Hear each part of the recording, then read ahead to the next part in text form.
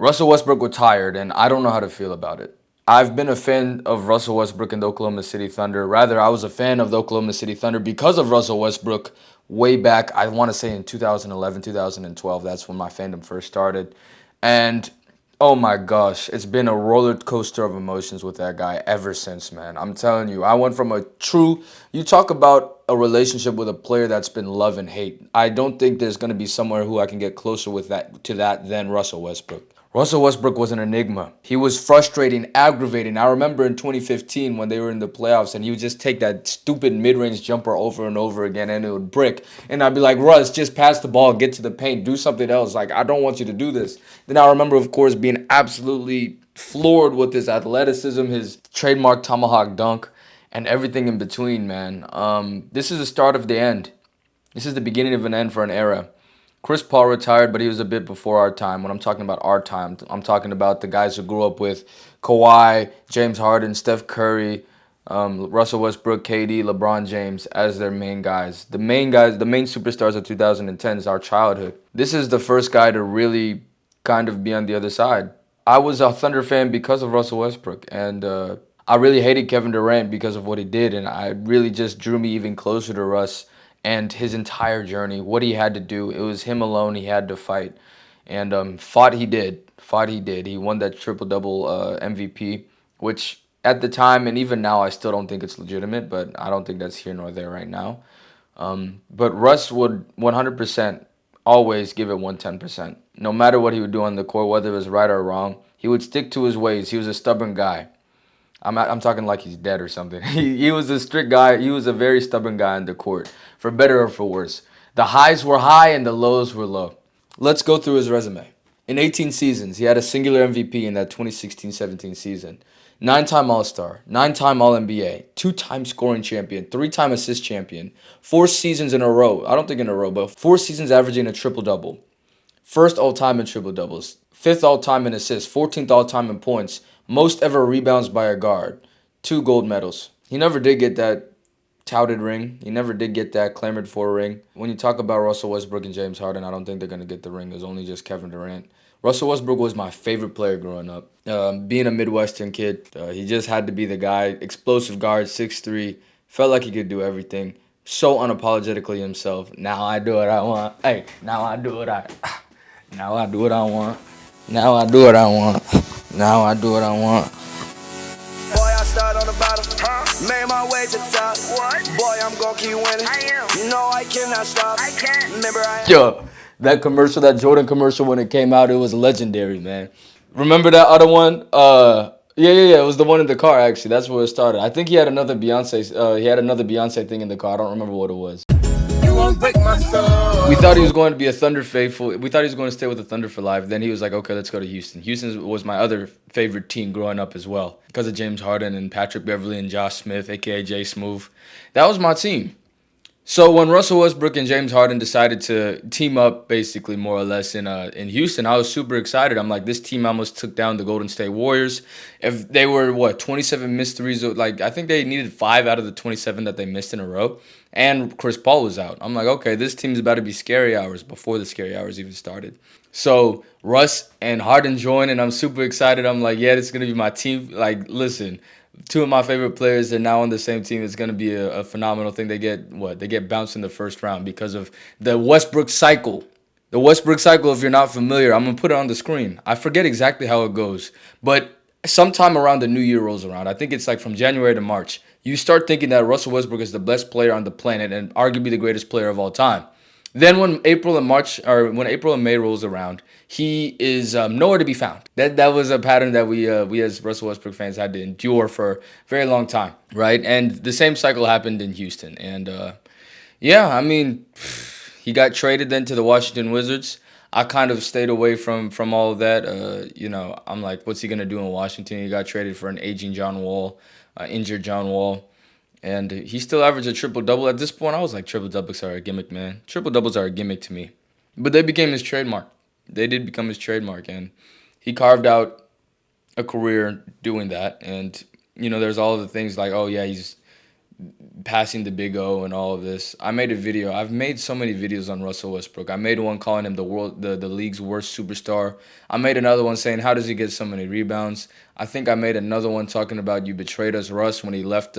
When he ended up leaving the Houston Rockets, because the reason he wanted to leave the Houston Rockets was because he wanted to have his own team or something like that. He wanted to be in charge of the team. He wanted to like be the floor general. That's the exact terminology. He wanted to be a floor general.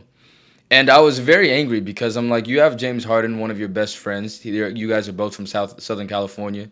You guys played together, almost won a championship together in Oklahoma. Now you've rejoined him in a almost dream scenario. You guys fall apart in those 5 games in the bubble. Or was it 5 or was it 7? I think they went to 7 games against OKC and then they lost to Los Angeles Lakers in 5.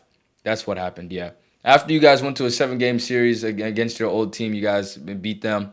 Then you get bounced in 5 after a putrid performance. I remember it was really bad. Yeah, I was angry with Russ. And after that, I kind of fell off of him. And then he went to, there we go, another video that I made. He went to the Los Angeles Lakers, and I was just saying this was a terrible idea. And a terrible idea it was because that's when the moniker Westbrook really became a nationwide phenomenon. I think it was somewhat there back in his other days, but the triple doubles were, people were triple double, if you don't know, people were triple double glazing like crazy with Russell Westbrook. It was insane. It was too much in my opinion. And I'm saying that as a fan. I was a real fan of him. I think he was my first jersey or inspiration for my first jersey or whatever. Now he's in Los Angeles, right? He's with LeBron James and Anthony Davis. They're fresh off of a title. They bounced them 2 years ago. They bounced Russell like 2 years ago. Now, of course, I think they had lost shooting. They had lost key pieces, and they were trying to rebuild. LeBron, the GM, says, let's go get Russell Westbrook. For what reason, even to this day now, I don't know. I don't understand it. I don't get it. I really don't. Why he would want a guy who shoots like 35% from the field, or my bad, 40% from the field and maybe 33% from three. Why you want him on your team as a point guard when you're already the point guard or whatever. But hey, to each their own. So it went about as expected, and I'm like, yeah, this is low-key what he deserves because I was still hurt. I'm like, listen, man, you could have tried it again. Like, people were saying, oh, you and James Harden are going to be two. There's only one ball. Like, how are they going to be able to share? You guys did a good amount. You guys did a good job until you just said, I want to take control of my own team. And how did they do? No one knows. Anyway, so our relationship was on the rocks. Let's put it like that. But then he went to Los Angeles. Or then he went to the Clippers, I should say. After, the buyouts and all that with the Jazz, but we don't even count those. Those detract from the legacy. We're not going to think about that. But then we go, like I say, to the Clippers. Now, at this point, I had out the opportunity to work for the Clippers, and they had become part and parcel of my own basketball fandom, and I was elated. I was ecstatic to know that they needed a guard really badly, I think, a backup guard super badly. And to get James Harden, who I think at this point had been traded, Russell Westbrook, Kawhi Leonard, and Paul George all on the same team, I was ecstatic. I'm like, this is like from all eras of my fandom, they're all coming together, sans Kawhi, right? Paul George on the Thunder, Russ, of course, on the Thunder, James Harden on the Rockets. Now they're all together on the same team.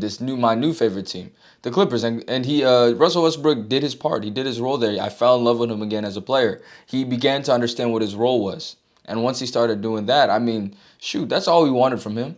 All we wanted as Russ fans was for him to be self-aware. We just wanted Russell Westbrook to be fully aware of what he was on the court and what he could do to improve. And every year that he was in the Basketball Association, that national one at that, he never found a way to improve beyond his peak. He never found a way to involve his game a little bit better. All he figured out how to do was to operate in bursts as opposed to a surging current throughout the entire 40 to 48 minutes of a game. He figured out how to manage it in bursts, and he became a utility guard. He became a glue guy, and it was graceful. It was graceful. Then he decided to go to the Nuggets, and he was responsible for the elimination of my Los Angeles Clippers due to some very, very clutch performances that, I think it was just in game 1 where he was on a heater, and then after that he probably went like 4 for 20, and then after that it became a little undignified. Russ thought he could still play in the NBA. Teams kind of disagreed with that sentiment, and he ended up on the Sacramento Kings where they took him, and he, that seems to be where careers go to die at this point. Hoping for DeMar to go to a better team, a better situation, maybe when there. I'm hoping goes to Boston. But yeah, more or less, it seems to be the junkyard of the NBA. So Russ played out his last year there, and then after a while, there were reports that he's going to play for Tel Aviv, and I was highly disappointed. I was heartbroken even to even consider that to be a fact. Someone sent it to me, and I took it as fact. I didn't look closely. I know media literacy. It should have been me checking in on that. But I'm like, oh wow, is he actually going to go to Israel? Does he have ties like Draymond? Is this really going to be the thing? He didn't. He just decided, with no words, to retire. I want to say, even with all of this, that's my honest assessment of him as a fan during his entire career. A lot of it was hate. There was some joy in that too. Like I said, when we were in the Clippers, that triple double season, even though I wanted Harden to win, not even I wanted Harden to win. It's more so like I think that Harden was more deserving. He was the first seed versus he was the top 2 seed versus Russ was top 6, I think. 47 wins compared to 55 wins. I still remember. And James Harden was only averaging 1.3 rebounds under the 10 rebound threshold. So what? Maybe 100 rebounds was all that he needed in order to qualify under that triple double. But that season was still just it was perfect in terms of drama. It was the last time I think that voters voted based on drama. It was the last time I think that the NBA really had a spark, and Russ was the spark of the league. Right? Sometimes he didn't turn on. Sometimes he would die on you. Sometimes you try and turn the car on, it's not working. But when it revved, it would freaking rev, man.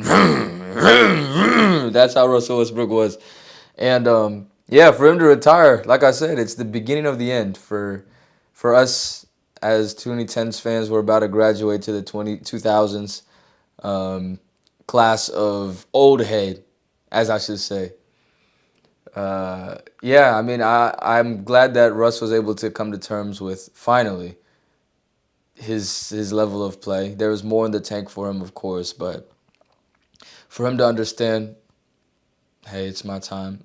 For him to understand, maybe I should pull back. For him to understand, it's time to move on to my next chapter. I have nothing but respect for my good friend Russell Westbrook. I'm not his friend, but it feels like I am sometimes. The way I get frustrated with him, the way that I celebrate for him, the way that I cheer on for him, the way that I sometimes I hate him, I scorn him. It feels like a friend for me in the NBA these past decade or so. And, it's just been a privilege and an honor to watch a guy like that. I don't know. I don't really have much else to say. I just decided to turn on the camera and talk about Russell Westbrook, and this is what came out. Yeah, expect more videos here soon, and I'll catch you in the next one.